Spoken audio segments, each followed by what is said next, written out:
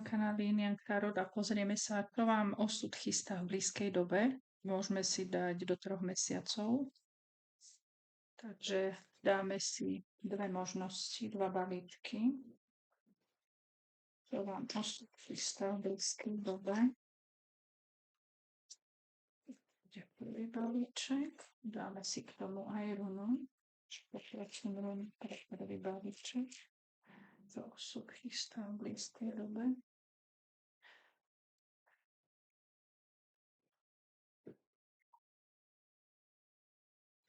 Čo osud chystá v blízkej dobe. A poprosím runu pre druhý balíček. Dobre. Takže môžete si vybrať alebo dvojka. Osud chystá v blízkej dobe. Dobre, ideme na prvý balíček.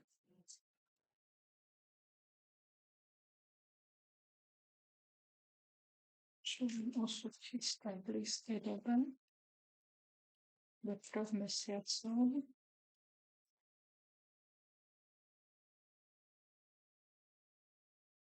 Osud chystá v blízkej dobe.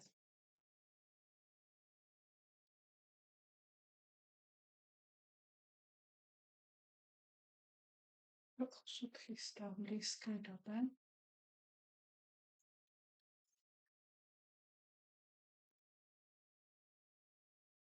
Osud chystá v blízkej dobe.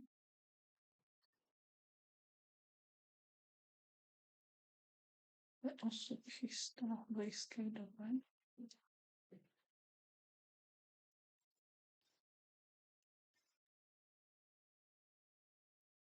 Osud chystá v blízkej dobe.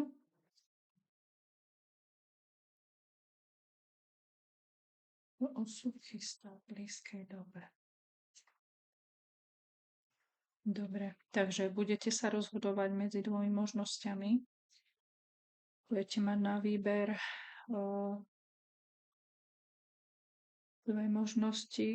K jednej z nich budete mať v ruke kľúč, alebo sa vám podarí s tou možnosťou dostať do ruky kľúč k tomu, čo ste chceli. Niečo, čo bolo zastavené, čo bolo ukončené, čo ste si mysleli, že už je koniec, že už sa nebude riešiť, tak vám tu ide do ruky kľúč a šanca, šťastie. Dozviete sa nejakú správu, informáciu od rodiny. Môže to byť človek z vašej rodiny, ktorý vás má rád a tento človek vám dá informáciu o tej veci, ktorá už bola zastavená alebo sa neriešila. Tento človek vás má rád, je to starší muž, môže to byť váš otec, starší brat, môže to byť šéf. A tento človek je s vami zviazaný karmicky, ale dávajte si pozor, lebo tú informáciu, ktorú vám dá, tak to je faloš.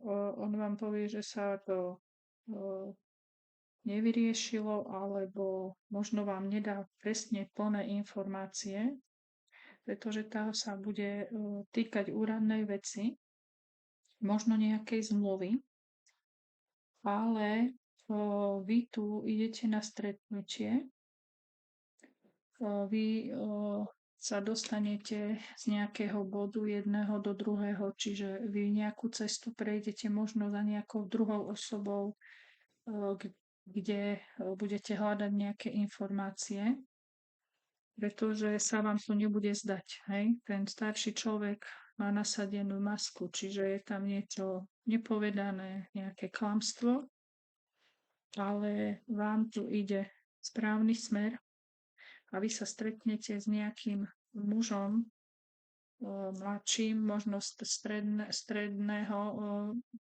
veku, okolo 40 rokov, a tento človek, s ním budete riešiť úradnú vec o vašej rodine.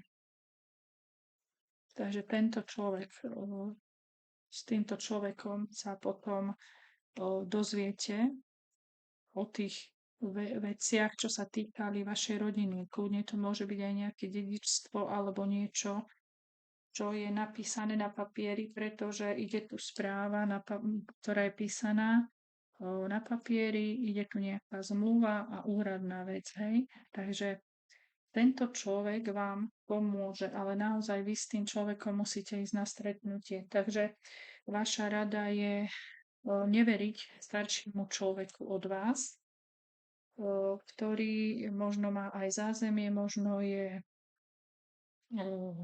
aj energeticky silnejší od vás, ale treba si naozaj ísť ešte niekde po radu, pretože aj na konci balíčku máme hádku. Ale ide vám tu potom nové začiatky správa, ale tiež tu je, hej, že strata, ale je tu kniha osudu. Kniha osudu. Takže toto všetko vy ste si týmto mali prejsť a naozaj môže to byť, že sa pohádate s tým človekom, ale vám tu idú nové začiatky, takže možno začnete znovu riešiť tie úradné veci, pretože nebudete tomu človeku dôverovať. Takže toto je pre balíček číslo 1. Ešte sa pozrieme na runu, že čo vám ide v súde. Takže presne nám vyšla aj runa. Je to runa Otília, ktorá vlastne znamená dedičstvo. Takže naozaj môžete riešiť to dedičstvo a máme potom odpustiť alebo opustiť minulosť a potom to už neriešiť. A takisto to môže znamenať, ak bude niekto riešiť vzťah, tak je to runa rozchodu. Hej? Takže Otília je rozchod a dedičstvo. Takže toto je pre balíček číslo 1.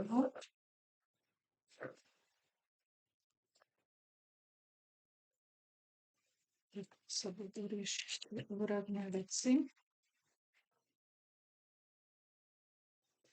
Dobre, ideme balíček číslo 2. Kto si vybral? Tam sa nám už sama točila runa miera. Takže to je plodnosť,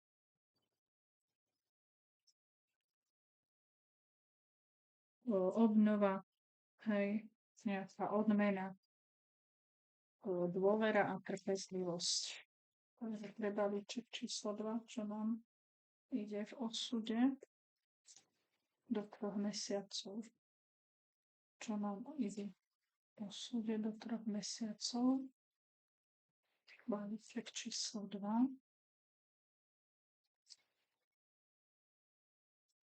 Čo nám ide v osude. Čo nám ide v osude do 2 mesiacov.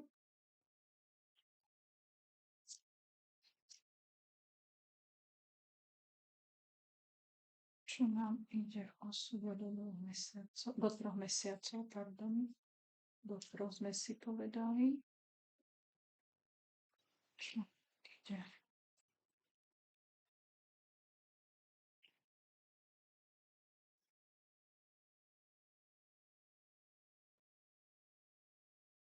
No, takže tu sa bude jednať o silného človeka, ktorý už dlhú dobu rozmýšľa, že je uväznený, že je niekde, kde nemá byť. Možno si kladie otázku, že čo ja tu vlastne robím. Môže to byť kvôli tomu, že je vo vašej blízkosti král mečov, chladný muž, ktorý je uzavretý, ktorý premýšľa, ktorý je radšej sám, možno sa uzatvára do nejakej druhej miestnosti, tam si premýšľa. Tento chlap môže byť už predtým rozvedený takže už prežil nejaký rozvod a preto ostal aj taký chladný. Nič nechce tento človek robiť, proste stojí na jednom mieste a tento človek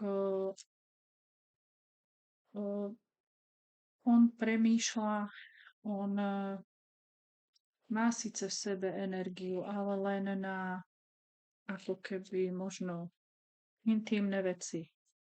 Hej, toho priťahuje a vlastne tento človek, vy s týmto človekom už nechcete ďalej byť, ako keby ste chceli ukončiť ten vzťah a tento človek musí prejsť transformáciou, aby sa vôbec niekde pohol. Takže on musí naozaj ukončiť to, čo bolo predtým a až keď prejde tou transformáciou, tak potom sa môže dostať niekde inde. Ale vy chcete lásku, vy snívate o tom, hej, že chcete byť šťastná a chcete vlastne dosiahnuť to, čo ste si naplánovali. Tento človek vo vašej blízkosti môže byť aj škorpión a vlastne alebo môže byť vzdušné znamenie, Hyvodnar blíženec.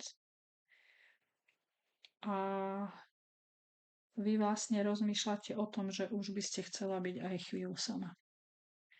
Že vy už by ste chceli si oddychnúť, byť chvíľu sama, premyslieť si ďalšie kroky, že to budete ďalej robiť.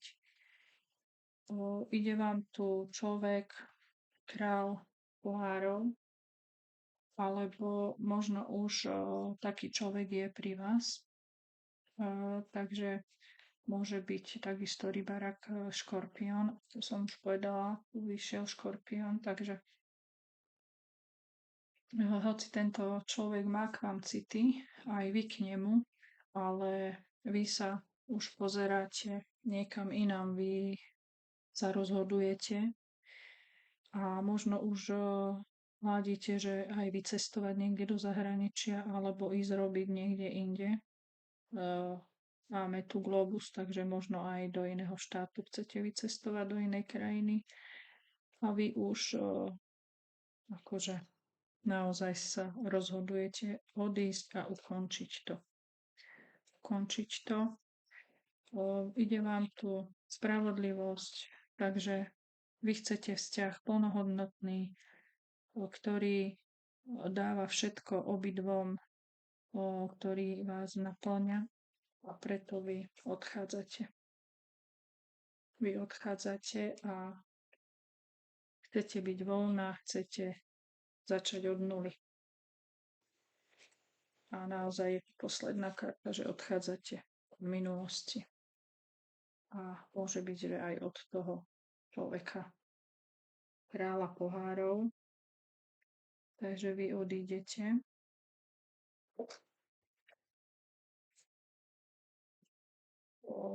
Vy môžete byť kľudne aj žena znamení vodnára. A na spodku balíčka máme páža pohárov, čiže vám tu príde nová láska, nové naplnenie. Takže máte sa naozaj možno, že aj ukludniť a venovať sa svojej duši. Lebo teraz ste uväznená, ale ísť za tým, o čom vy rozmýšľate. Čo stále si v hlave prehrávate dookola. Takže nebojte sa, príde k vám aj nová láska, aj nové možnosti, nové veci. Aj keď pomaličky pôjdete k tomu, ale príde to. Dobre, takže tá runa je viera, naozaj tam nám ide odmena, úroda, plodnosť, trpezlivosť a dôvera. Že nemáme sa báť. Ak sa vám videjko páčilo, poprosím o like a pekný deň prajem.